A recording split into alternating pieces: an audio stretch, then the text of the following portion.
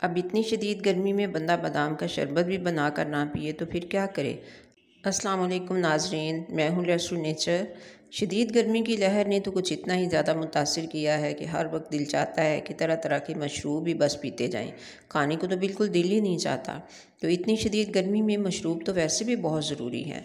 आज सुबह मैंने भी उठते ही रूह अफ़ज़ा का शरबत गोंद कतीरा डालकर बनाकर पिया।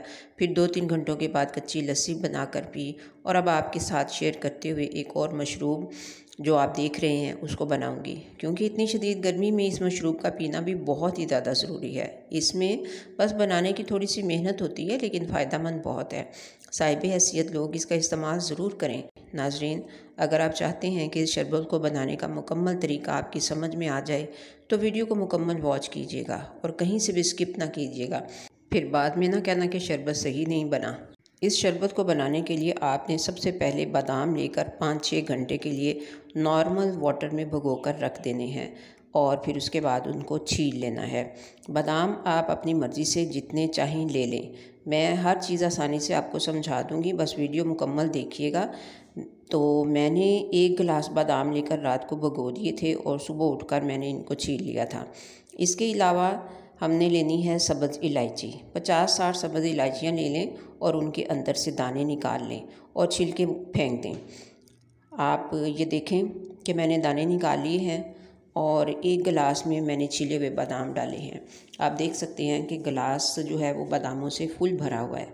अब एक ब्लेंडर का जग लेते हैं, उसमें छिले हुए बादाम और सब्ज़ इलायची के दाने डाल देते हैं। अब ये दोनों चीज़ें इसमें डाल दी। अब आप देखें कि मैं चीनी कितनी ले रही हूँ। फ़िलहाल तो मैं चीनी के 3 गिलास ले रही हूँ। ये आप देखें, यही गिलास जिससे कि मैंने बादाम मापे हैं उसी के साथ मैं चीनी माप रही हूँ। ये 2 गिलास हो गए। अब ये तीसरा गिलास माप लेती हूँ। लीजिए, ये तीसरा गिलास भी हो गया, इसको भी इसमें शामिल कर देते हैं। ये 3 गिलास चीनी जो है आपने देखी कि आपके सामने मैंने ये 3 गिलास मापे हैं। अब इन 3 गिलासों में से 1 गिलास निकाल के तो ये बादामों वाले जग में मैंने डाल दिया है। अब इसी गिलास के साथ 1 गिलास पानी माप के तो वो भी इसमें शामिल कर देना है। लीजिए, ये 1 गिलास पानी मैंने लिया है, आप देख सकते हैं। ये भी मैंने इस जग में डाल दिया है। अब हम इसको कवर करके तो खूब अच्छे से ब्लेंड करेंगे। खूब अच्छे से ब्लेंड करना है। बादामों के अंदर चीनी जब शामिल कर देते हैं ना तो फिर बादाम बहुत अच्छे ब्लेंड होते हैं। तो आप देखिएगा कि ये कितने अच्छे से ब्लेंड हो जाएंगे, बिल्कुल मक्खन की तरह मुलायम हो जाते हैं। और ब्लेंड ये बादाम जो है ना शरबत बनाने के लिए जब भी आप लें तो गुलबंदी बादाम लें, देसी बादाम। इनमें कड़वी गिरियाँ नहीं निकलती, कम से कम जो मैं लेती हूँ वो तो बहुत अच्छे बादाम होते हैं। देसी बादामों की तासीर भी बहुत अच्छी होती है ना, तो अमेरिकन की बजाय देसी बादाम ही लें शरबत बनाने के लिए। तो अब ये देखें आप कितना अच्छा ब्लेंड हो रहा है। अब इसका स्विच ऑफ करके तो इसके ढक्कन को उठाएंगे और फिर इसमें मैं 1 गिलास मज़ीद पानी का शामिल कर दूंगी। ये देखिए, ये 1 गिलास पानी जो है ये मैंने मज़ीद इसमें शामिल कर दिया है। अब इसको दोबारा से खूब अच्छे से ब्लेंड करना है। पानी आप 4 गिलास भी डाल सकते हैं, लेकिन 4 गिलास से ज़्यादा बिल्कुल भी नहीं डालना, वरना फिर शरबत का जायका जो है वो अच्छा नहीं बनेगा। अब इसको दोबारा से ब्लेंड करने के बाद इसको हम किसी पैन में निकाल लेंगे। ये देखिए, ये खूब अच्छे से ब्लेंड हो रहा है। लीजिए, अब ये अच्छे से ब्लेंड हो चुका है। अब इसको मैं एक पैन में डाल रही हूँ। ये सारा मैंने इसमें डाल लिया है। अब 1 गिलास मज़ीद पानी लिया है। अब इसी पानी को मैं जग के साथ जग में डाल के तो इस जग को साफ़ कर लूँगी और इसी पानी के साथ जग का ढक्कन भी साफ़ करूँगी और फिर बाकी बचा हुआ पानी भी मैं इसी पैन के अंदर डाल दूँगी।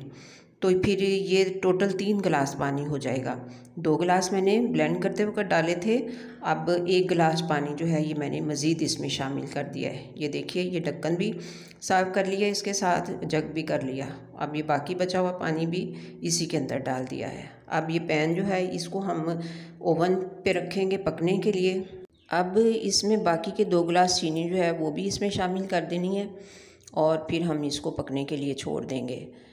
तो याद रखें कि जब हमने इसको पकने के लिए रखना है ना तो उस वक्त इसको लो फ्लेम पे पकाना है। बेशक पास खड़े होके एक उबाल आने तक पास खड़े रहें, आग तेज़ ही रखें बेशक, लेकिन उबाल आने के करीब हो जाए तो फिर फौरी तौर पे फ्लेम को लो कर दें, क्योंकि जब ये तेज़ी से उबाल आता है तो फिर बाद में संभाला नहीं जाता। लीजिए, अब मैंने इसको पकने के लिए रख दिया है। अब चमचा आपने मुसलसल चलाते रहना, वक्फे वक्फे से चमचा चलाते जाएं ताकि ये उबले नहीं और नीचे चीनी जो है वो भी मेल्ट होती रहे। चीनी के मेल्ट होने तक आप इसको मुसलसल चमचा चलाएं। पकना स्टार्ट होने के बाद से लेके अब तक ये तकरीबन 10 से 12 मिनट हो चुके हैं इसको पकते हुए। तो अब मैं इसमें आधा गिलास चीनी और डाल रही हूँ। आधा गिलास चीनी इस वक्त डालने का मकसद ये है कि मुझे अपना बर्तन छोटा लग रहा था, तो ये था कि ऐसा ना हो कि ये उबल के बाहर गिर जाए, लेकिन शुक्र है कि ये इसमें पूरी आ गई है। बड़ा बर्तन चूँकि उस वक्त फारिग नहीं था, इसलिए फिर मजबूरन ये छोटा ही लेना पड़ा था। अच्छा, आप चाहें तो चीनी 4 गिलास भी डाल सकते हैं, यानी 4 गिलास ही पानी और 4 गिलास ही चीनी भी डाल सकते हैं। 4 गिलास से ज़्यादा चीनी या पानी हरगिज़ ना डालिएगा, वरना फिर शरबत का जायका अच्छा नहीं बनेगा। मैं एक बार फिर से रिपीट कर दूं कि मैंने 3.5 गिलास चीनी डाली है और 3 गिलास पानी डाला है, क्योंकि मैं किसी किस्म का कोई एसेंस वगैरह नहीं डाल रही और ना ही मैंने डालना है, क्योंकि इसका फिर कोई फ़ायदा नहीं होता, बादामों का सारा असर भी ज़ाइल हो जाता है। दोबारा से चीनी डालने के बाद मैंने शरबत को खूब अच्छे से 10-12 मिनट तक तकरीबन पका लिया है। इसकी हमने तार नहीं बांधनी होती, बस ये देखना होता है कि चीनी खूब अच्छे से पक जाए, तो फिर हमने इसको नीचे उतार लेना होता है।